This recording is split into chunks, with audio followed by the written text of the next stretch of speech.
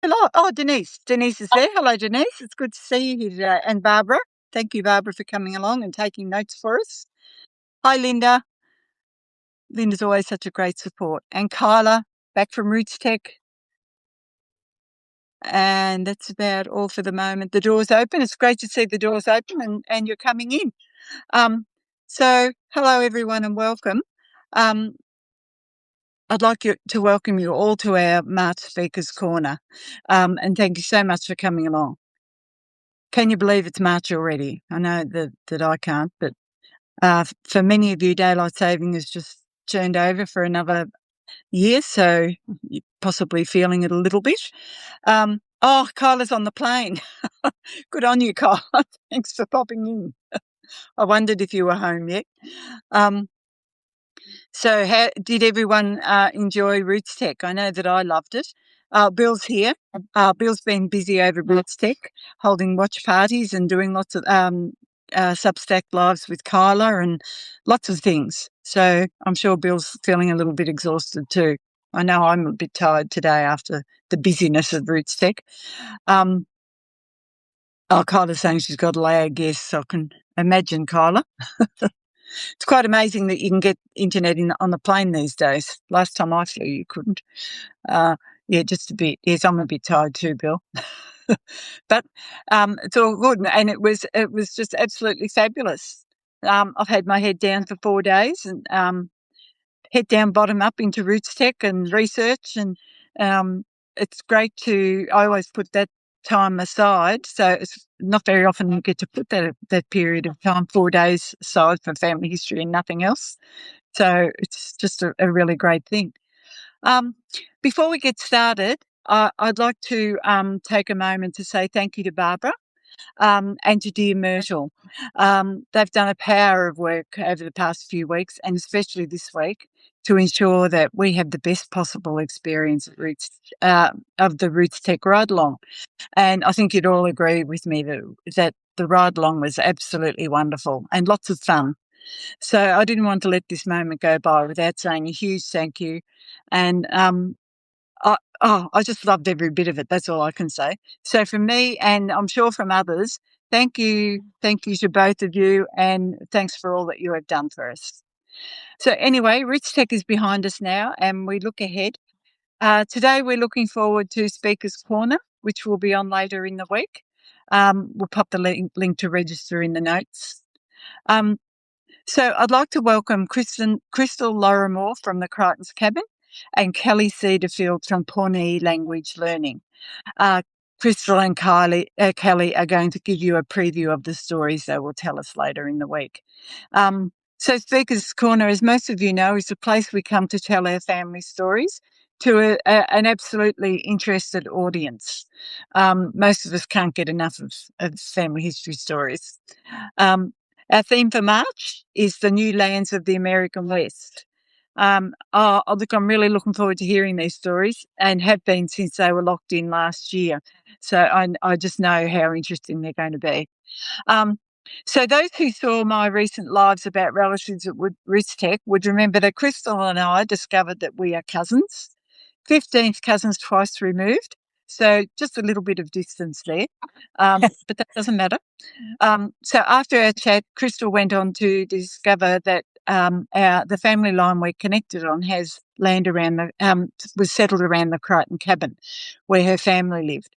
That just amazed me when I heard that. I just could not believe it. I had always hoped to find family in America so that I could learn how to do American research, because I really don't have a clue, but I didn't expect to find a line like this around the Creighton cabin, because I've been reading about the cabin for as long as I've been on Substack, and to find that I had a connection there was just incredible.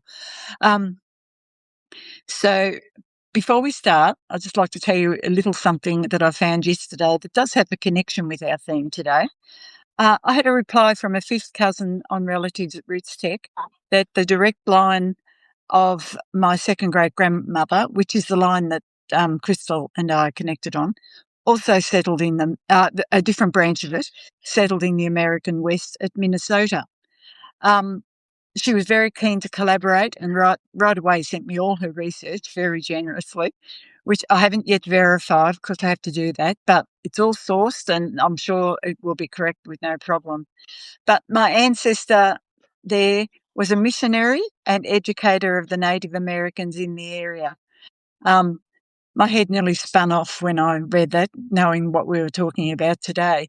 So that was something exciting to come out of RITSTEC. And I now have a new project, which is going to be huge, that I wasn't expecting to have. So happy days about that. So as excited as I am about this, it's not all about me today. So it's about my two wonderful guests. So we might start with Crystal, going in alphabetical order, as I like to do. So welcome, Crystal, and thank you for coming along. We'd like Absolutely, love to thanks. hear what you have to tell us about the Creighton cabin. Over to Oh, you. oh golly.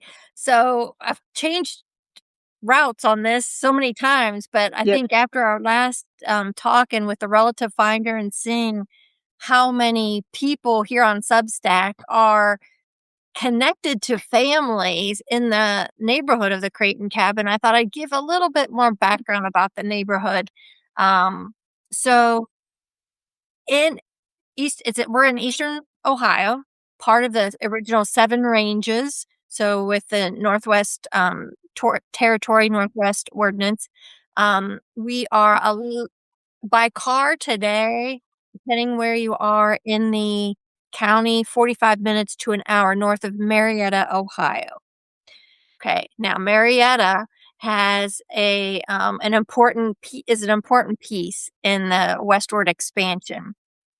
And I think I'll go into next week or this week when we do our longer session. I'll go into a little bit of how we connect to how the Creighton Cabin neighborhood connects to one of Oh, the families. In fact, it's said that one of the first babies born in Marietta in 1788. Um, so it's very interesting.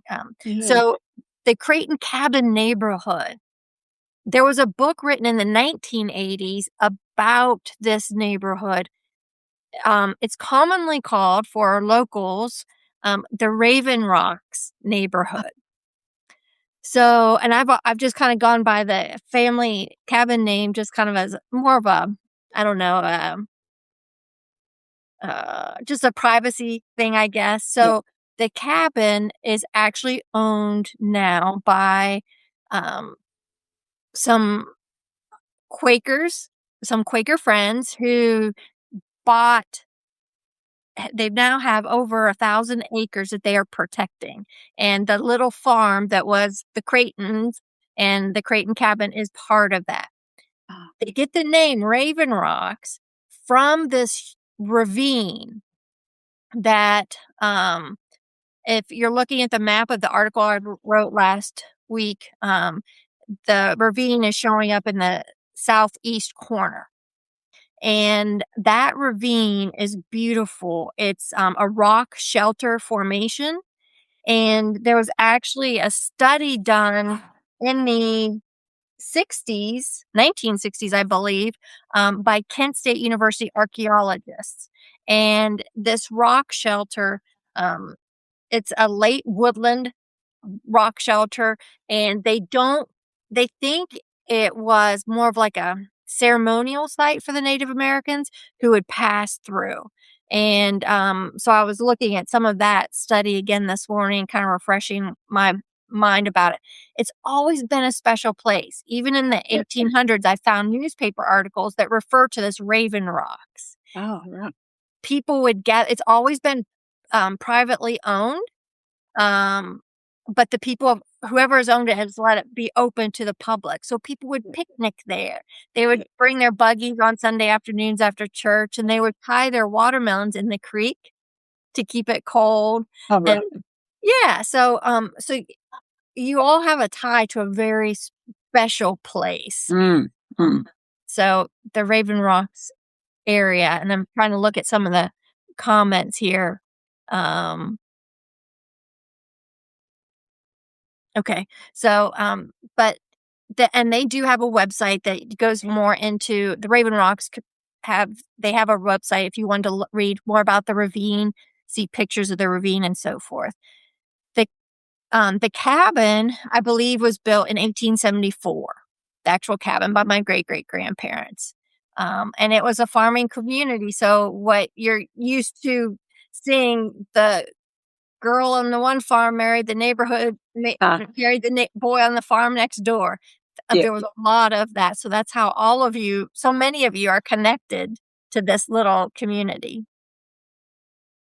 That's just amazing that there's so much connection to that community from this community. Yes. It really is, isn't it? Yes.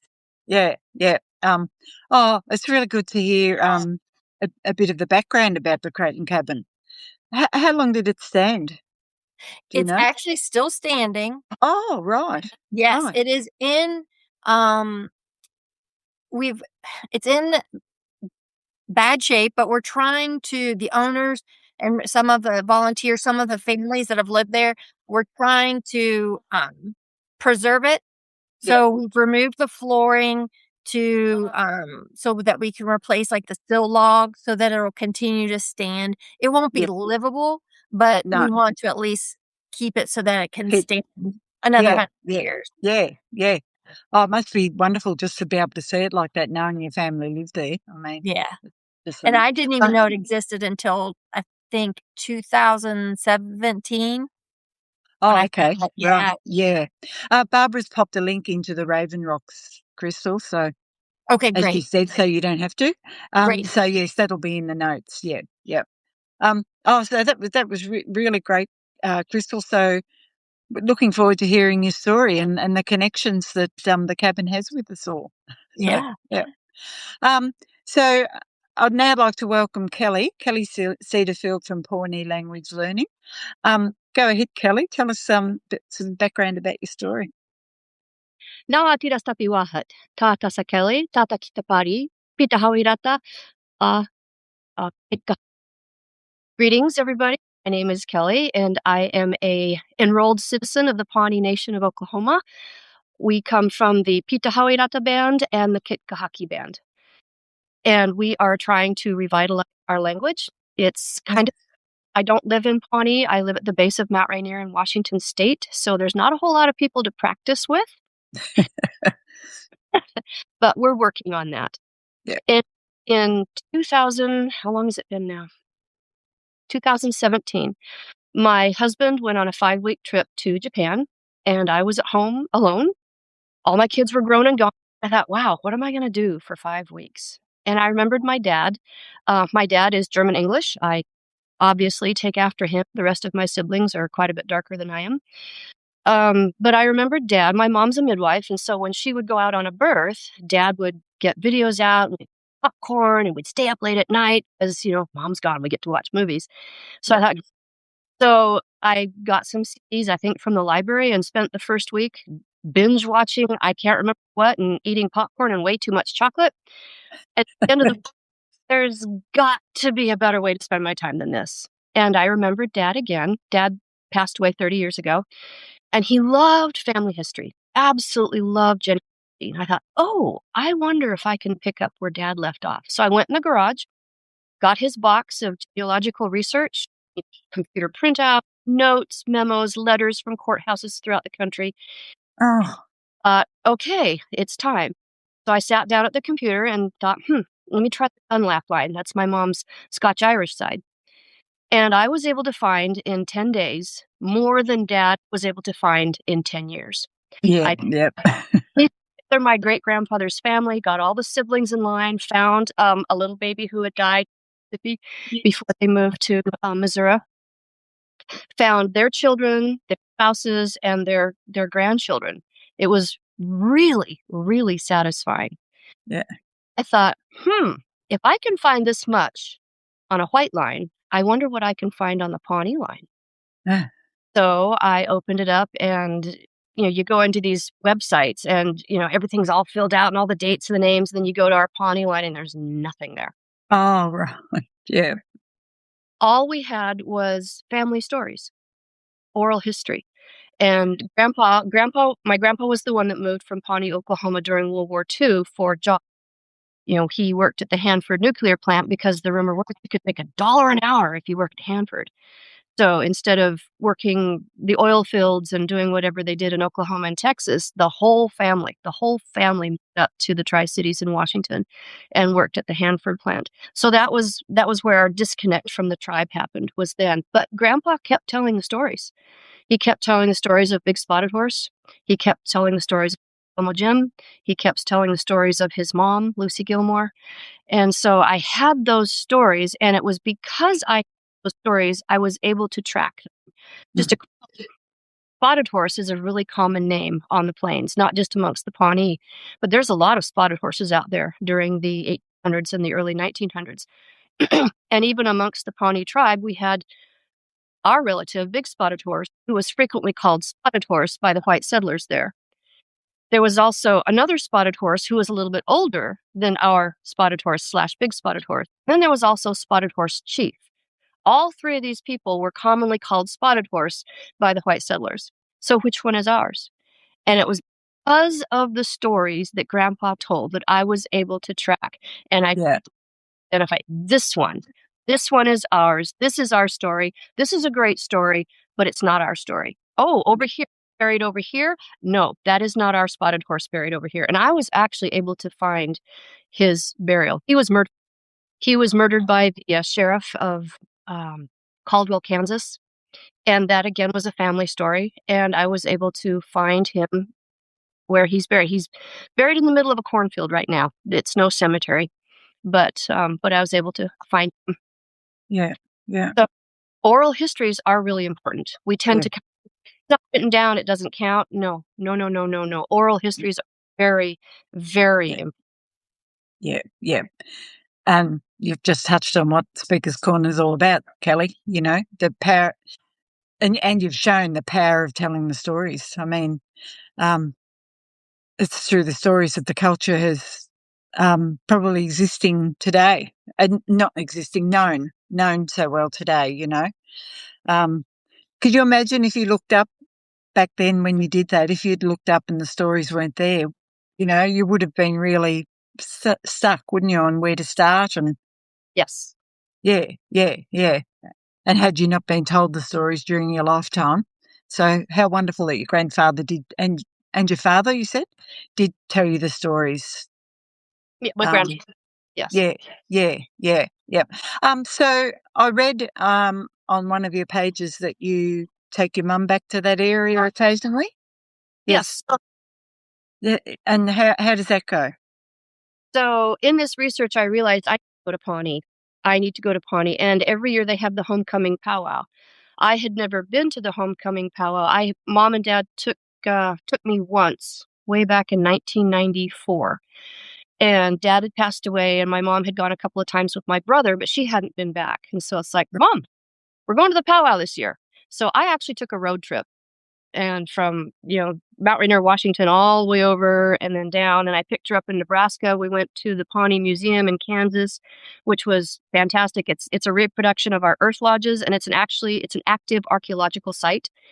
So that was really interesting to talk to the people there, get a little more insight. And then we dropped down to Pawnee, and she met cousins there that she hadn't seen in a long time. And that I didn't know.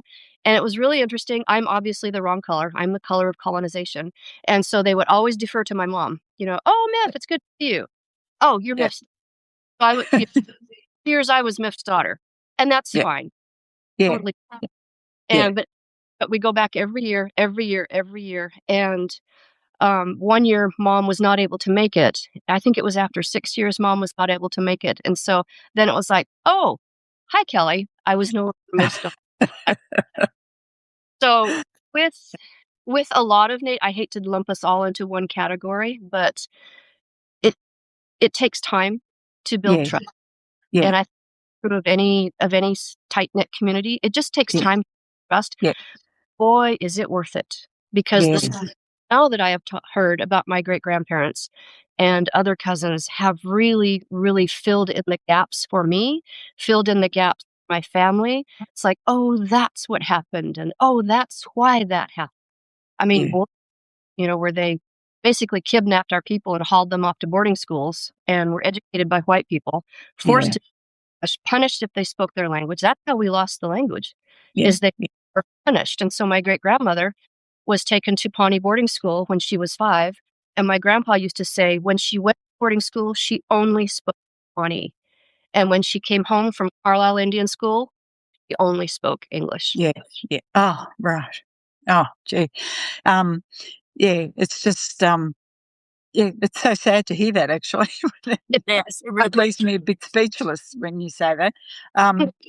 She understood it, but she didn't speak it. Yeah.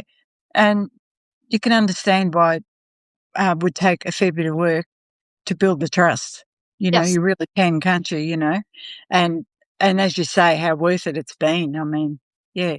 And for your mum too, for you to do that for your mum, I think that's just a wonderful thing. I love back just to see her be so happy. Yeah, absolutely. Yes. It's almost like she's gone full circle, hasn't it? Yes. Yeah. So the Pawnee area, can you tell us just a little bit about that? I would love to. The Pawnees are the original Plains Indians. There are others that claim to be Plains Indians, but they came later. We have found archaeological evidence, earth lodges that go back 2,000 years, and the Pawnee people were the only people that built those kind of earth lodges.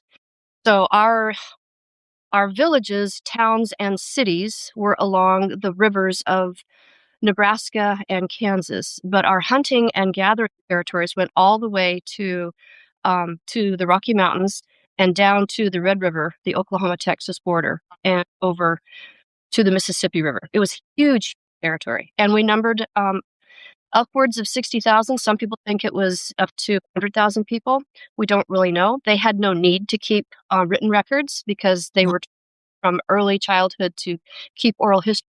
Had no need to write anything down. Yeah.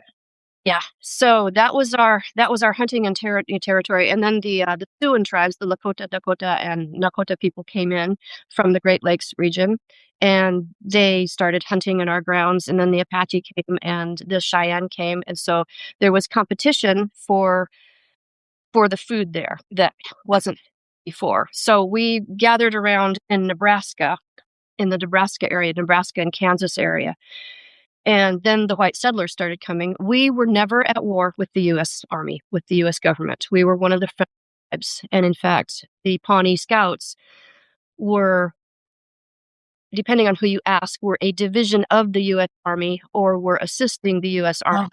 Right. We protected the railroad workers as the railroad was laid across the plains, especially the Chinese workers. The Lakota tribes and the Cheyenne tribes were constantly attacking. In fact, sometimes they would actually cause the railroads to regress. They attacked more than they were able to build.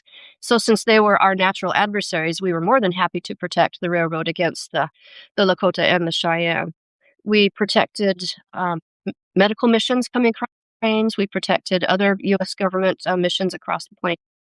So we were very friendly towards the U.S. government, and we were also friendly towards the U.S. settlers. There's lots of stories about the settlers in Nebraska and the interactions they had with the Pawnee tribe. But unfortunately, not all the settlers were nice to the Pawnee. And so they would come in our land, they would cut the trees, the timber, they would hunt where they weren't supposed to. And so resources became very, very scarce. So we asked the government for a reservation in Nebraska.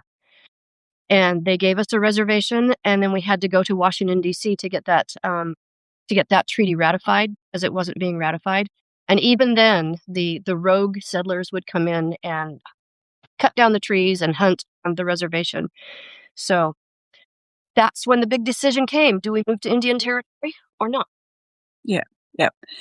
Oh, and there's more to the story there.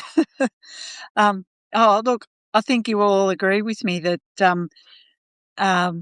we're in for a treat at Speaker's Corner later in the week with these two speakers. Both stories, there's just so much to unpick in both of your stories, and with Crystal, all those families around the cabin, it's just incredible that, there's been so much research is done too, So Yes, so I'm really looking forward to hearing your stories in full and, really soaking them up because you've really sparked an interest today. And I'm sure everyone else is too.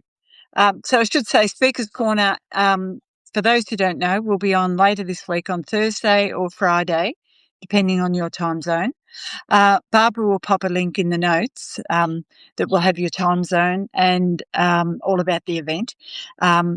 This is a free event, but it is on Zoom, so you will need to register. So don't forget to register to get your Zoom link.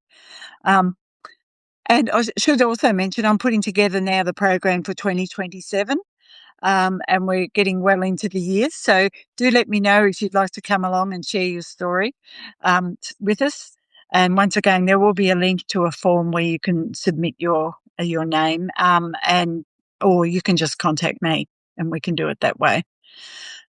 Yes. So again, to Crystal and Kelli, thank you so much for coming along today and whetting our appetite for your stories. You've definitely left me hanging for more, both of you, and I just know that we're going to hear some wonderful stories on Friday. And thank you for taking the time out to come along, for everyone out there to come along after what's been a very busy few days at Roots Tech. I so much appreciate your support and interest and your effort to make it here today, because I know there's probably a little bit of tiredness out there in the community. Yeah. So that we'll maybe wind it up there. And I'll once again thank you to Kelli and to Crystal. Wonderful job, really wonderful job with giving us your preview. So I'll see you all later in the week. Okay. Wonderful. Thank you. Bye-bye. Bye. See you.